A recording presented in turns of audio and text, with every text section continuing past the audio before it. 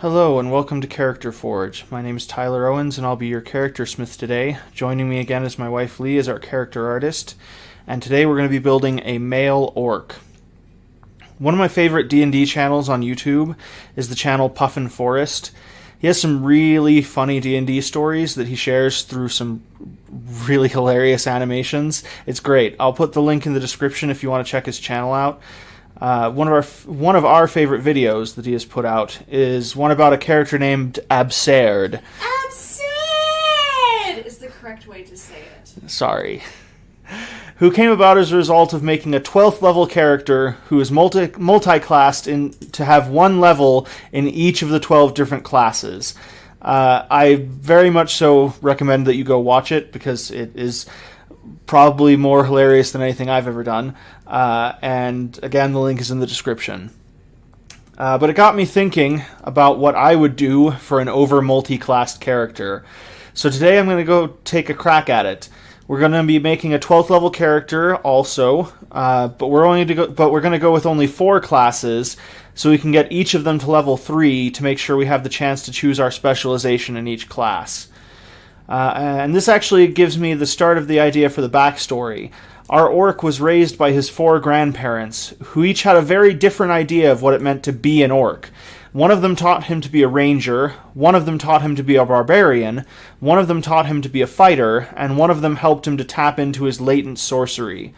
He loved all 4 of his grandparents and wanted to please all of them, so he has equally studied all 4 of these disciplines. Alright, first off, we need to see what our stats are going to be. Multiclassing in 5th edition requires certain stat thresholds to be able to do. In most cases, you need a 13 in the main stat the class uses. In this case, to multiclass into Barbarian, you need a 13 Strength. To multiclass into Fighter, you need a 13 Strength or Dex. To multiclass into Ranger, you need 13 Dex and 13 Wisdom. And to multiclass into Sorcerer, you need 13 Charisma. Right away, I think we're going to have to start as a Ranger, because then we just need to make sure we have 13 Charisma and 13 Strength, which is really hard for an orc, I know, but hopefully we can make it. To be able to do all of our multiclassing. So let's see. 11, not a promising start. And a 7. You are not helping. Usually we only get those at the end. I know, right? 14. Okay, there's our first multiclassing threshold. 12. Not quite. Another 12. Not really looking good for our build, but it's still technically possible if we... Okay, there's an 18. I think we can make this work. Okay, no, okay, here's what we're going to do. I think we're going to have our first fudge rolls of the series. I'm going to drop that 11 down to a 9 to kick one of the 12s up to a 14. Since I'm also going to be getting a -2 to intelligence as an orc, I really don't feel bad about doing this, especially since it's going to help with the multiclassing, which has a tendency to be underpowered as a character anyway. It's going to help it be a bit more viable. So let's see, with our +2 to strength and +1 to constitution, along with our -2 to intelligence, our final stats are going to be... and by the way, this is final, because we're only going to level 3 in each of our classes, and no class gets a stat increase until level 4. We're not getting any help on these stats down the road. Really shooting ourselves in the foot here. Yeah, really shooting ourselves in the foot here. So we're going to have a strength of 20, a dexterity of 14, a constitution of 13, an intelligence of 7, a wisdom of 7, and a charisma of 14. So we are definitely going to start out as a ranger. Wait. Record scratch. I just looked at the rules for multiclassing again, and nope. You have to have the prerequisites in both the class that you started in and both the class that you start in and the new class. So we can't just start out as a ranger to avoid the wisdom requirement. Hold on. I need something more effective. There we go.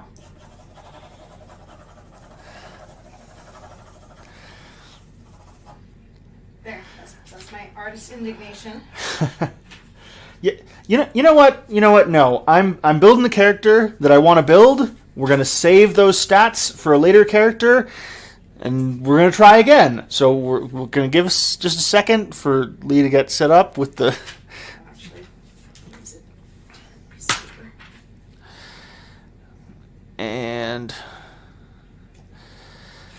this is the sort of thing that happens with some of these builds where you're going for a specific thing. Sometimes you just can't really make it with what you get. So we'll keep those stats for the next build, and we'll try and roll up and see if we don't get better luck this time.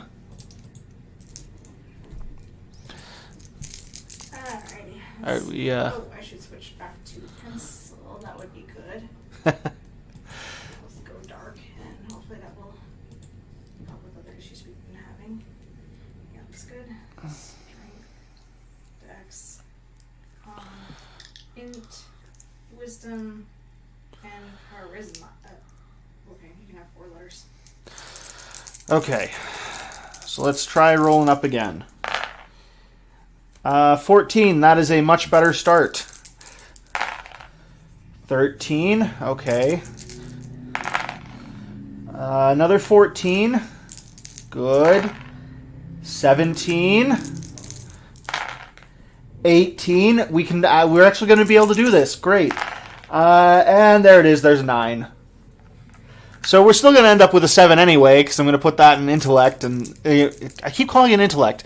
I don't like intelligence for whatever reason. I don't know which RPG I was playing that it was intellect. That intellect has just now been permanently scarred into my brain as the. A lot of video games will use intellect instead of intelligence. Yeah. Anyway, okay. So with our racial bonuses now, this gives us a strength of 20.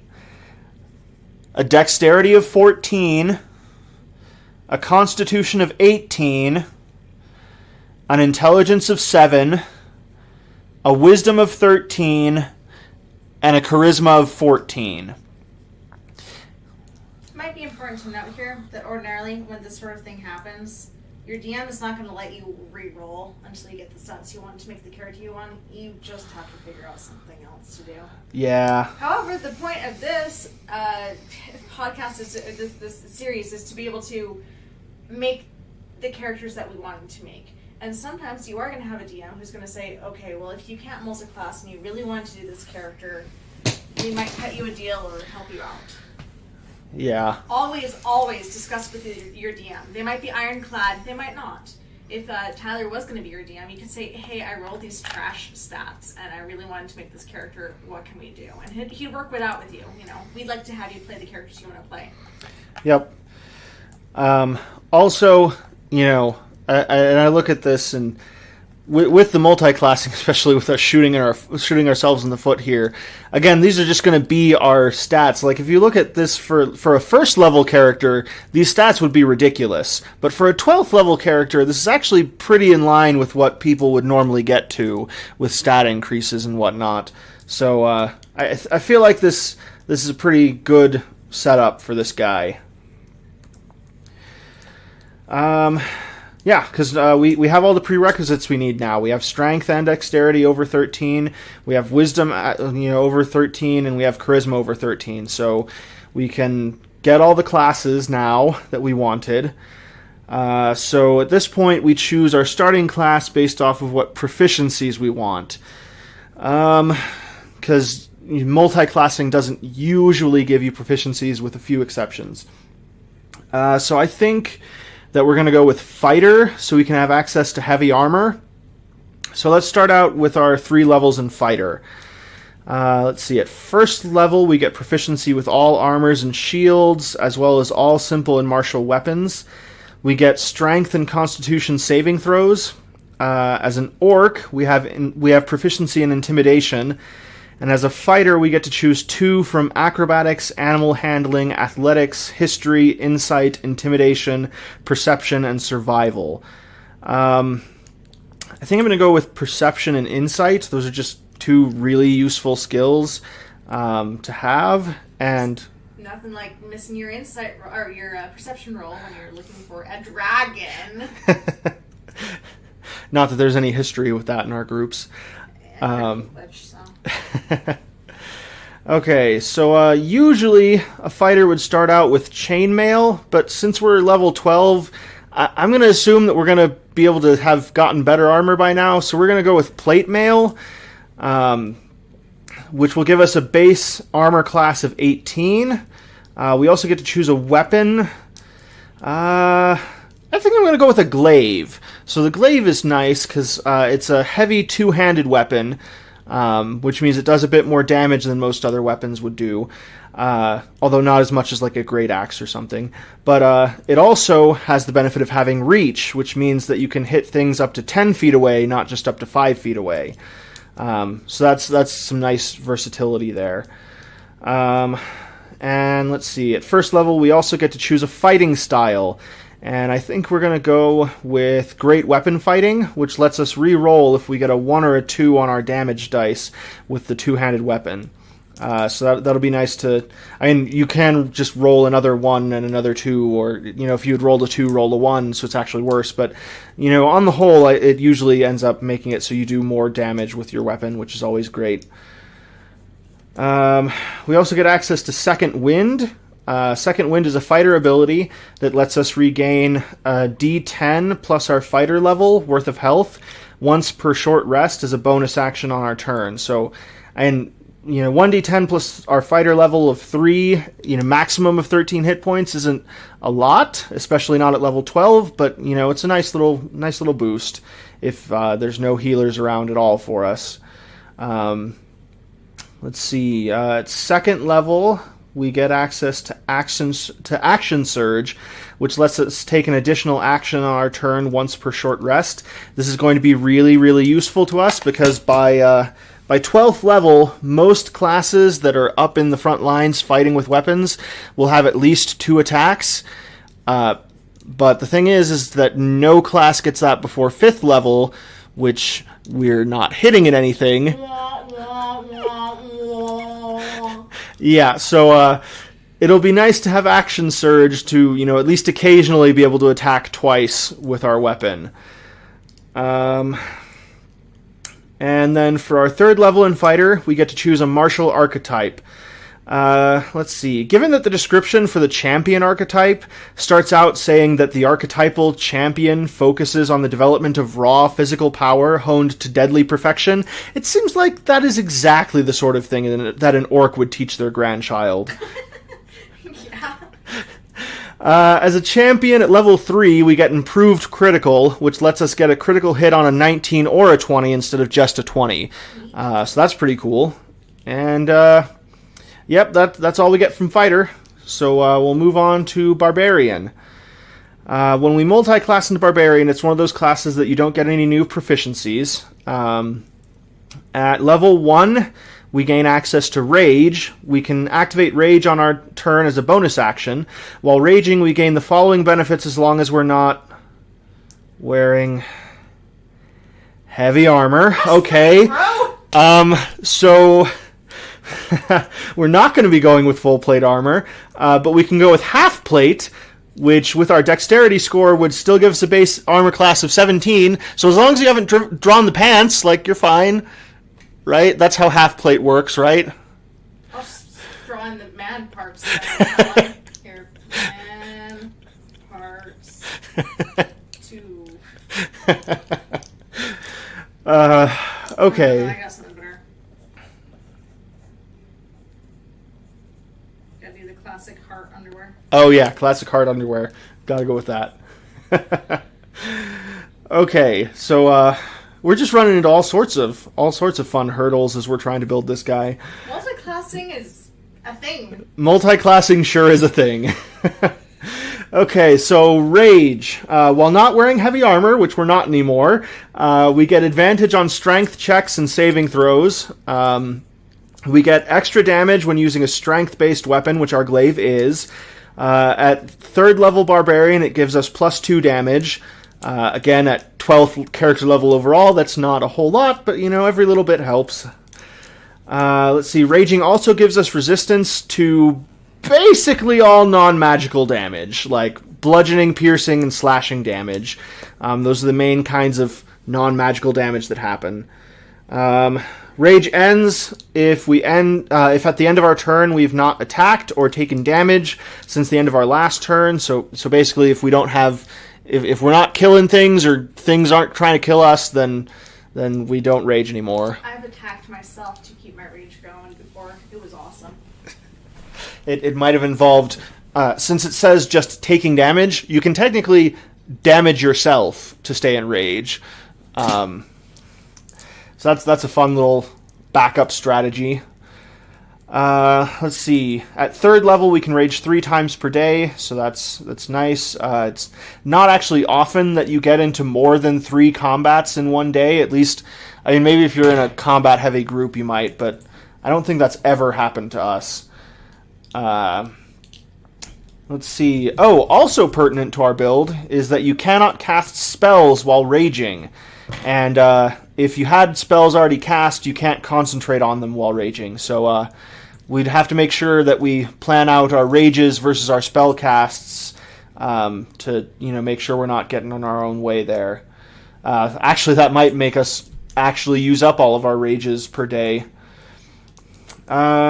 Okay. 1st level Barbarian, we also get Unarmored Defense, which would let us calculate our armor class as 10 plus our Constitution modifier plus our Dexterity modifier if we're not wearing any armor. But that would only give us a 16 instead of the 17 our half plate does, and also I think Lee would kill me if I tried to say we were not going to wear armor, so we'll stick with the half plate. Okay, 2nd level, we get Reckless Attack. Sorry, I'm just clicking on stuff accidentally. There we go. Okay, we're good. Okay, are we good? We're good? Okay. At 2nd level, we get Reckless Attack, which lets us have advantage on attack rolls, at the penalty of all attack rolls against us having advantage as well. So, it's you go in, try and kill stuff, and hope you kill it so it doesn't kill you later. We also get Danger Sense, which gives us advantage on dexterity saving throws against effects we can see. Then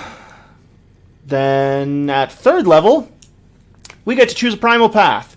Okay, when I was first looking at this, I thought that the primal path I'd basically have to go with is the Berserker. I mean, the concept of this character was 4 orcs teaching their grandson how to be an orc. And the most quintessentially orc primal path would be the Berserker. Problem with this is that, I mean, especially at just 3rd level, the Berserker primal path, look, I'm not going to say it's bad, but I personally don't think I'd ever choose it. So I was stuck. Until Lee swooped in to save the day. I'm awesome! Yes, she is. As she pointed out, the grandparent wasn't teaching him how to be the best orc barbarian. They were teaching him how to be the best orc, part of which was being a barbarian. So if we go with the idea that orcs should be devout to their gods, being a good orc and a good barbarian could mean following the path of the Zealot, which is found in Xanathar's Guide to Everything. Thanks, dear. You're welcome. At 3rd level, Zealots get to deal additional extra damage to the first creature they hit on each turn while raging.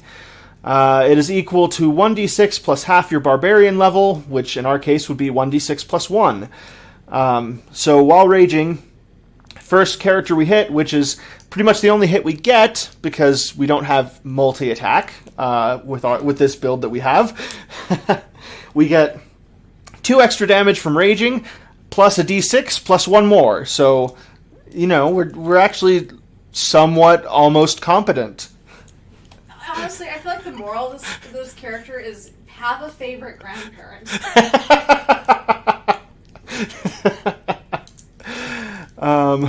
Let's see. We can choose to have this extra damage be either radiant or necrotic. Supposed to be kind of matched up with your god. We're gonna go with necrotic. At 3rd level, we also gain the ability Warrior of the Gods.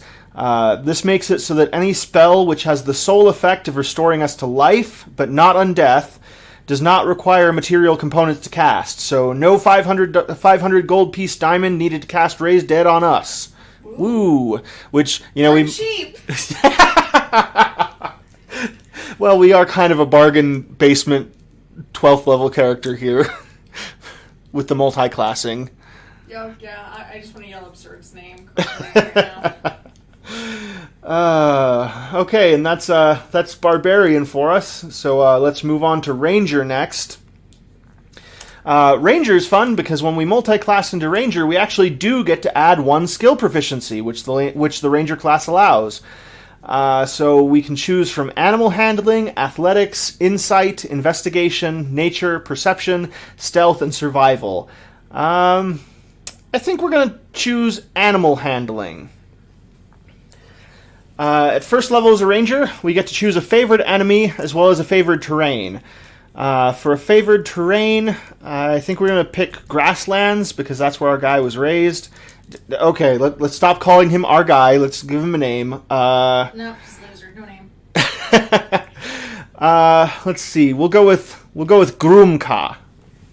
Yeah, Grumka. Grumka of Clan Broken Tusk. Is that GR or GAR? GR.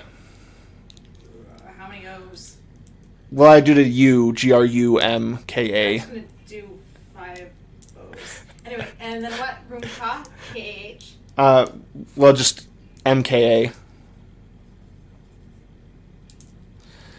Look, you have to remember, I've learned several foreign languages, and I think English spelling is stupid. You're not wrong, but other languages are also stupid. Anyway, Well, what that's was his fair. last name? He's from Clan Broken Tusk.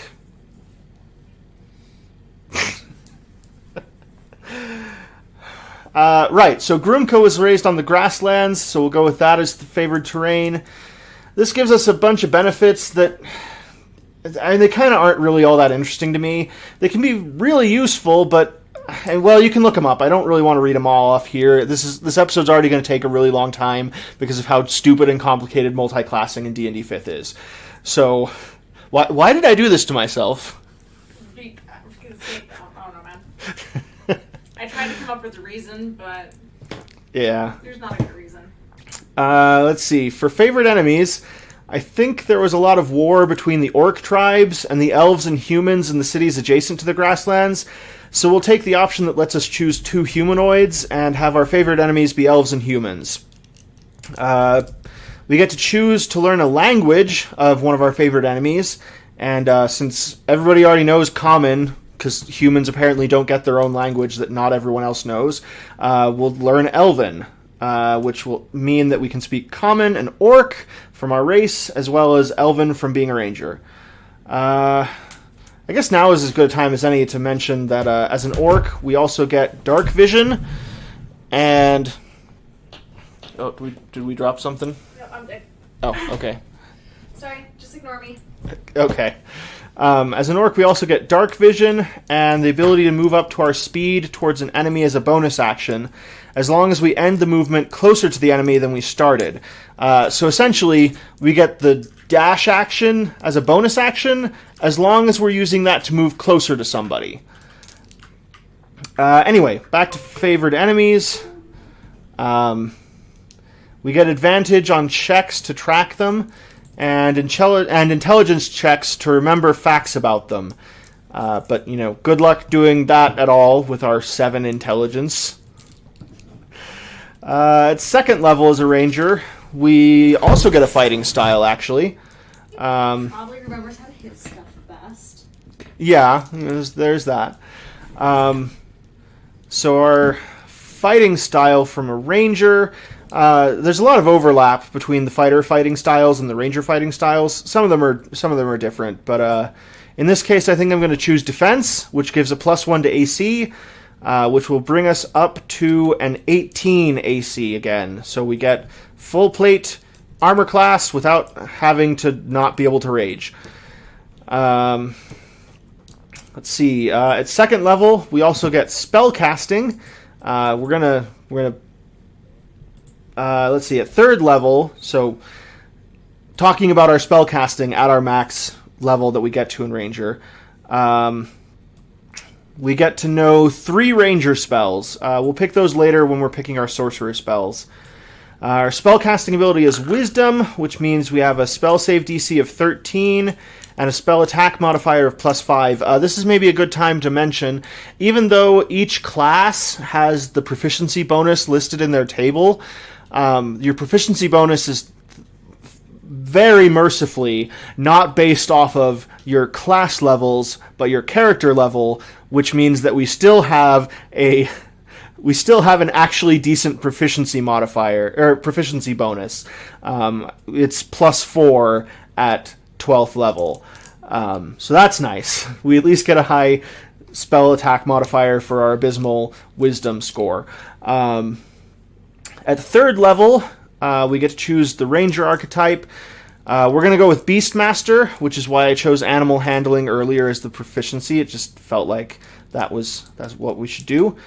At 3rd level, in Beastmaster, we get to choose a Beast Companion that's no larger than medium size and has a challenge rating no higher than 1/4. Let's see. I think we're going to go with a giant poisonous snake. You can find that on page 327 of the Monster Manual if you want to look up its stats.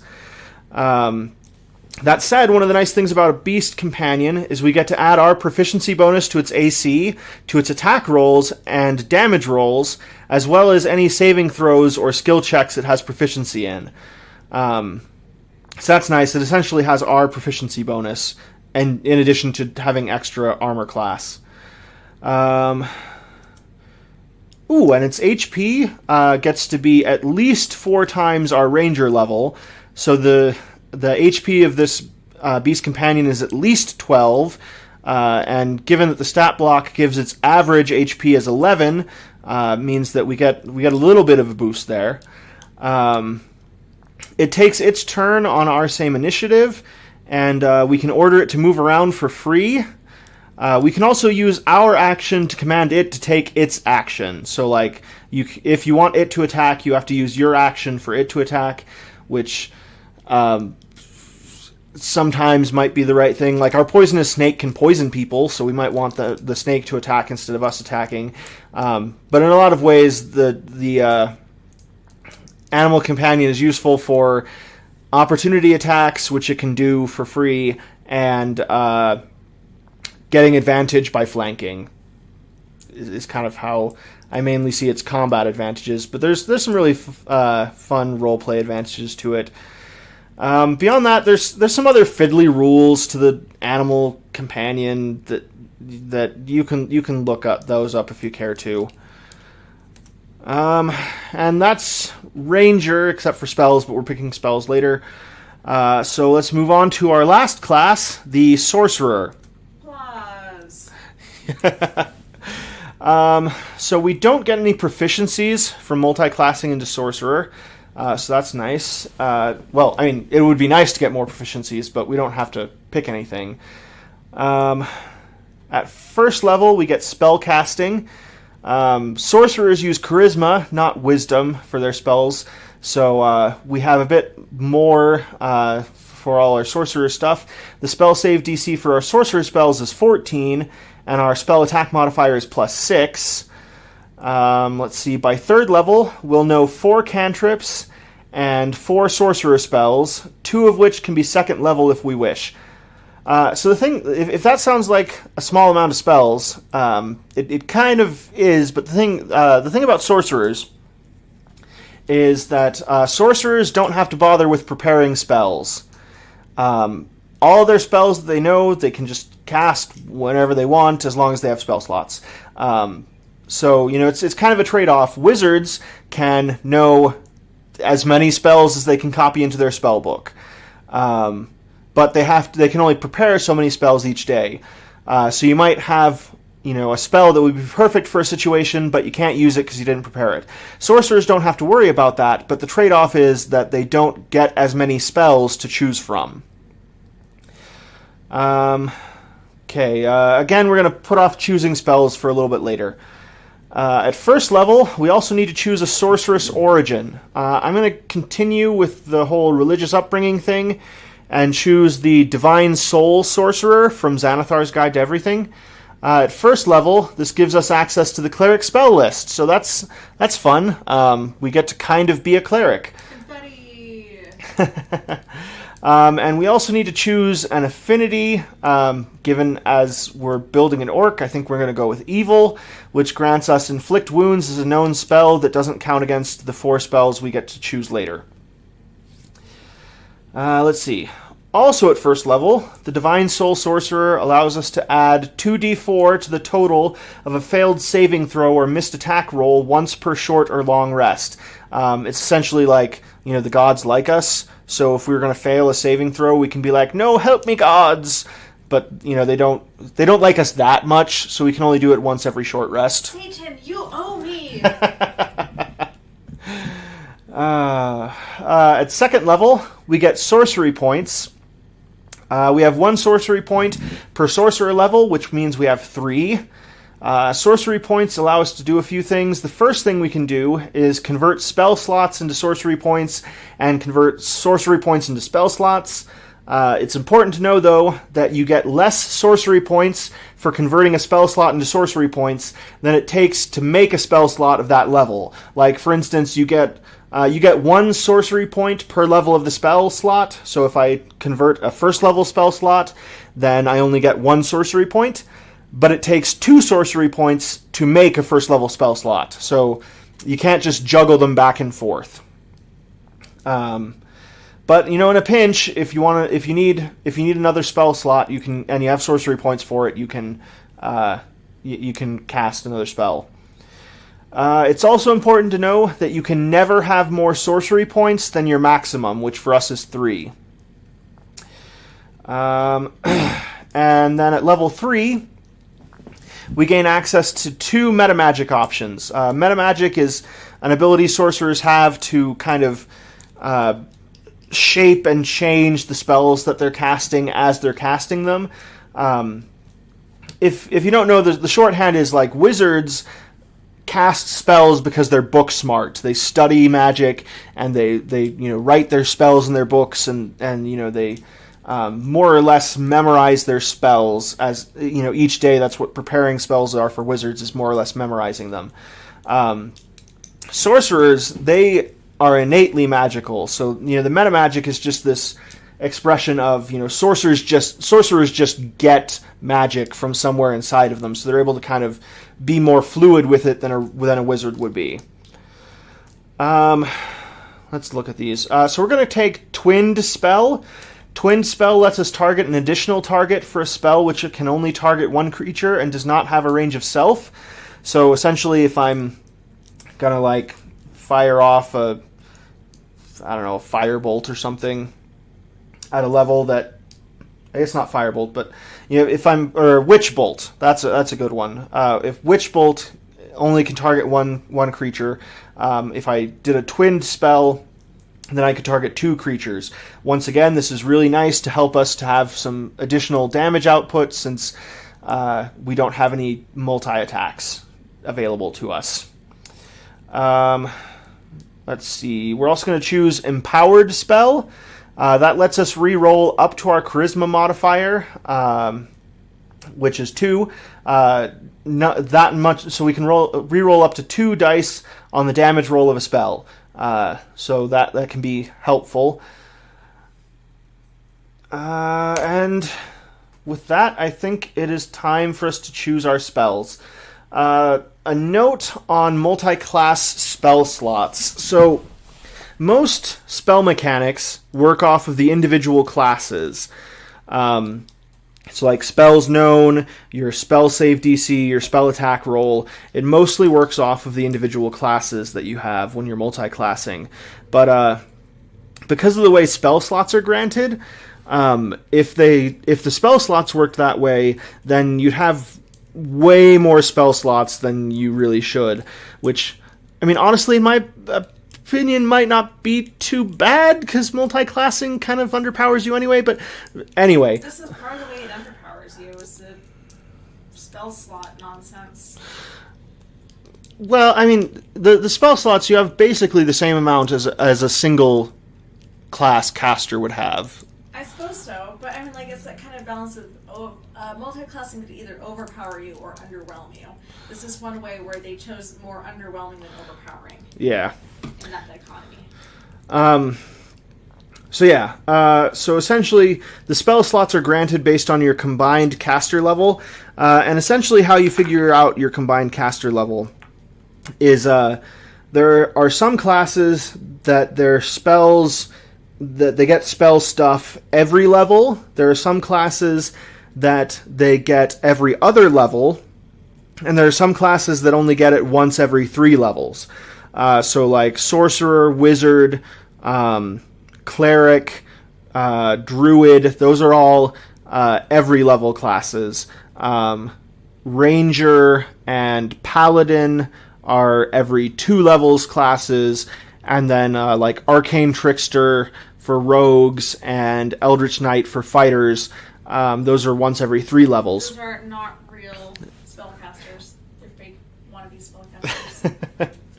spellcasters. So essentially what you do is you take all of your every level spellcasters and you just have their whatever level you have in that class. You take your every other level spellcasters and divide your level in that class in half, and you take your every 3 levels class and divide it by 3 and add those numbers up, and that's your combined spellcaster level. So as a 3rd level ranger and a 3rd level sorcerer, our combined spellcaster level is 4th level. There's a handy chart in the player's handbook that shows you what spell slots you have for your combined caster level.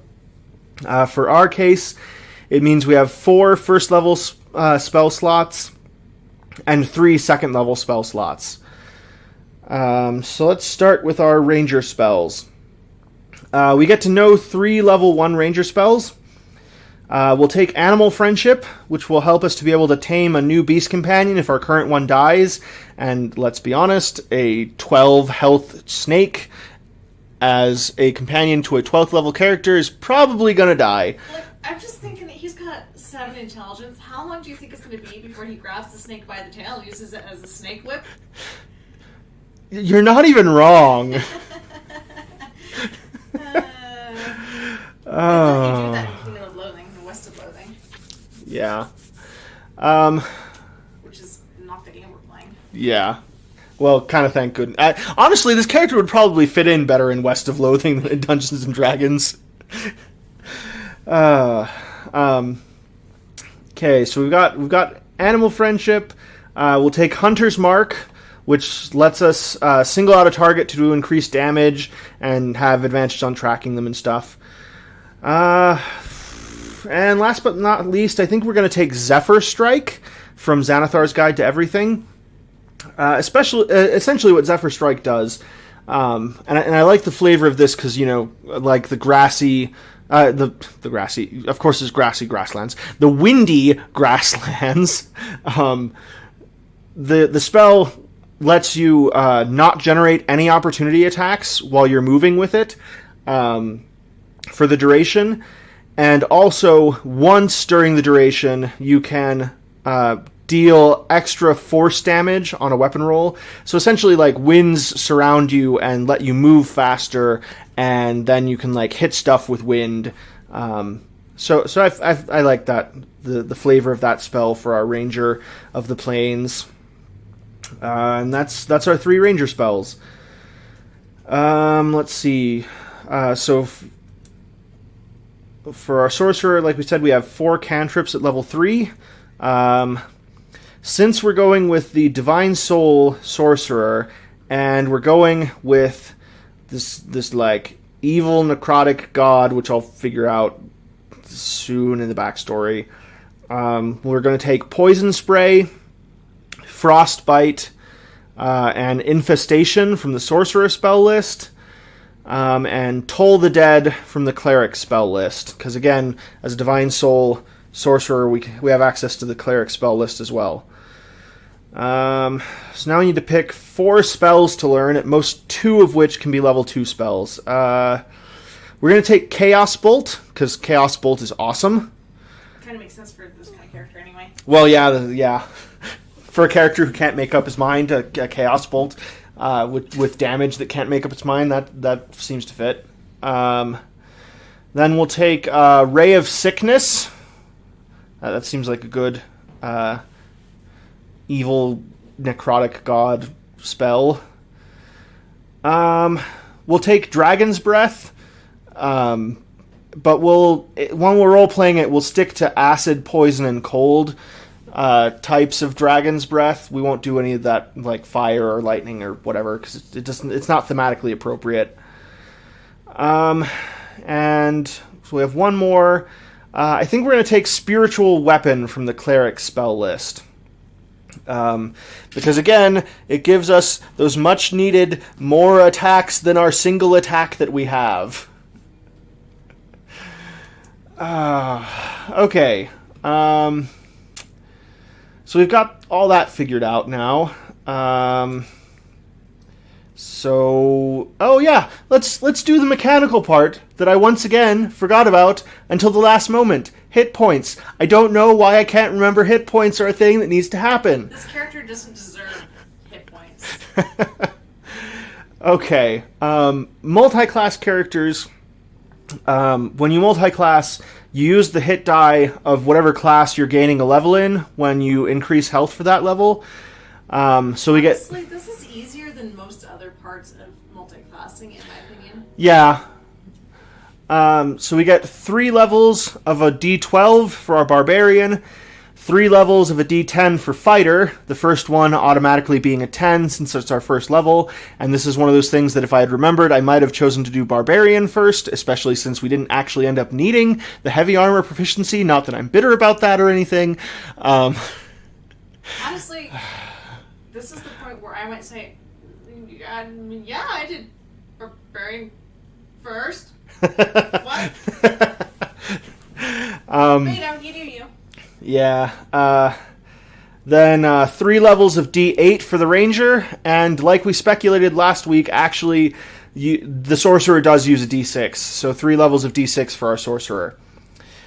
Since they're all different dies, I'm just going to roll them all at the same time. Oh, now if I lose my D6...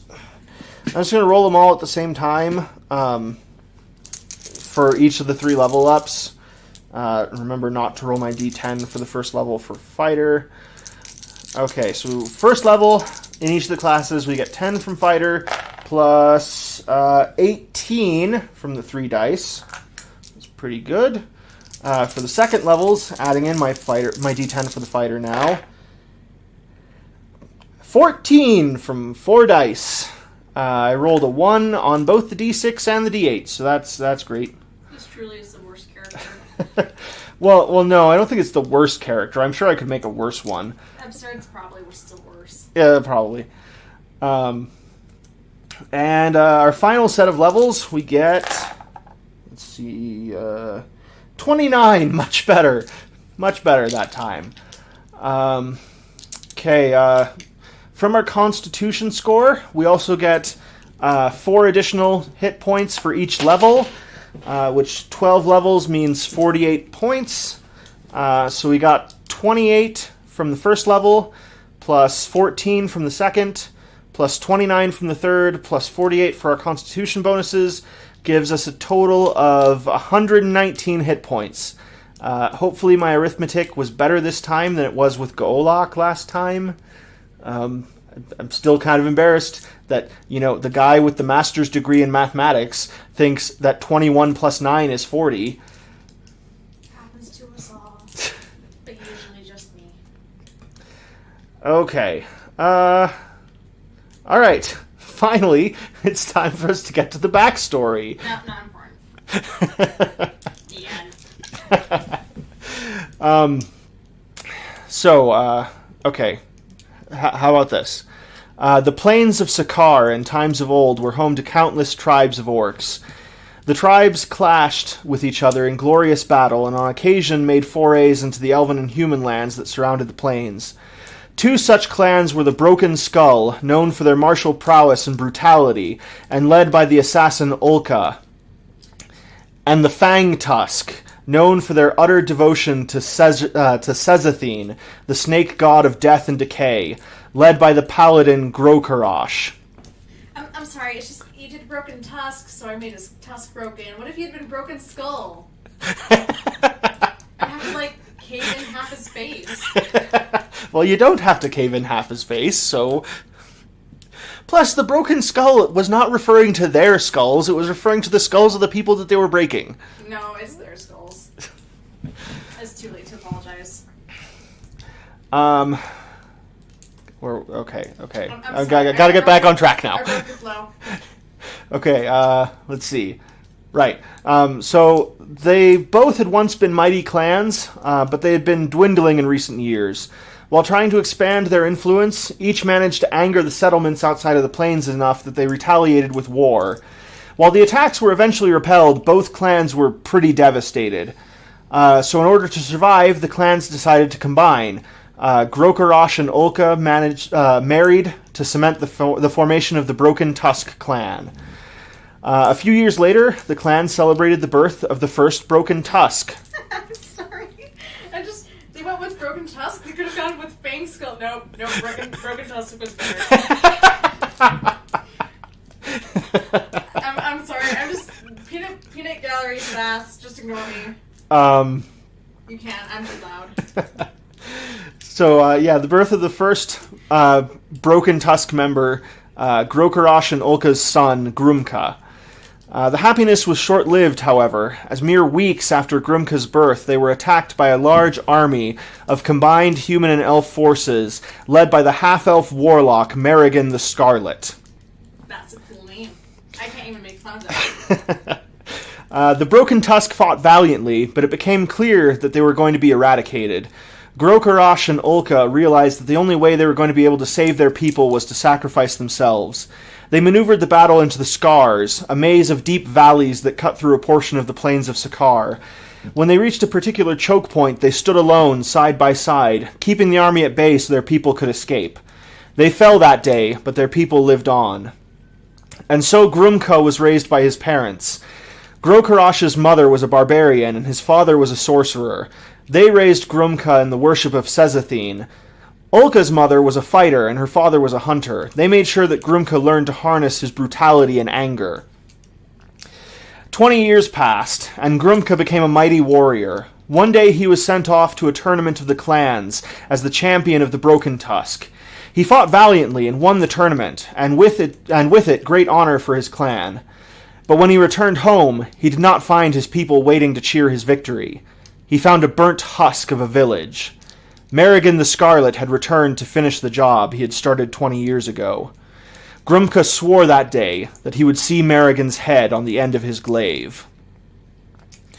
Oh, you know what? I realized we never gave Grumka a background. Okay, let's see. Sad background. Being the son of the chiefs of the tribe, I think I'm going to go with noble. I mean, you don't necessarily think of that as noble, but for, like, orcs, that's pretty much as close to noble as you get. I'm still thinking that, Merrigan, the Scarlet, is the hero of the story.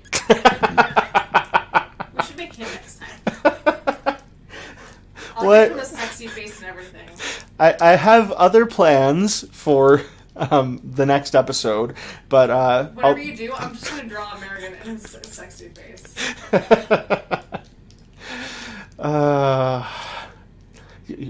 Okay, let's see.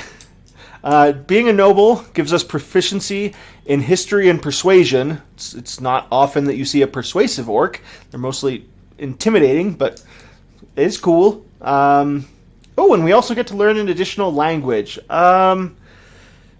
I think I'm going to say that there are several clans of kobolds living in the Scars, and he had to have the ability to communicate with them, so we're going to take Draconic. And we also get proficiency with one gaming set. Let's have him be proficient with a tarot deck. That'd be fun. So he can use it for, like, actual tarot games, because apparently tarot was also used for, like, actual card games and not just fortune telling. And I mean, like, modern day 52 card decks are used for fortune telling too.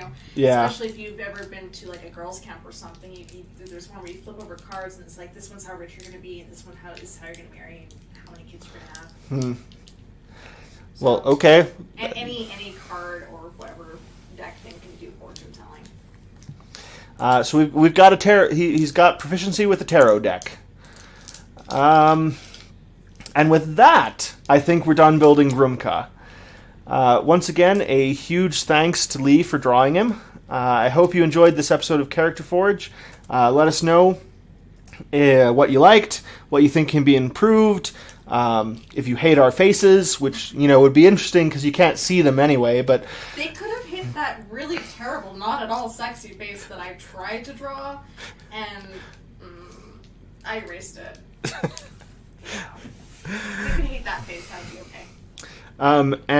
But if you didn't hate our faces, and you liked this episode and its shenanigans, then be sure to hit that subscribe button so you can not miss out next time when we delve into the secrets of Ravnica. And until then, keep those forges lit.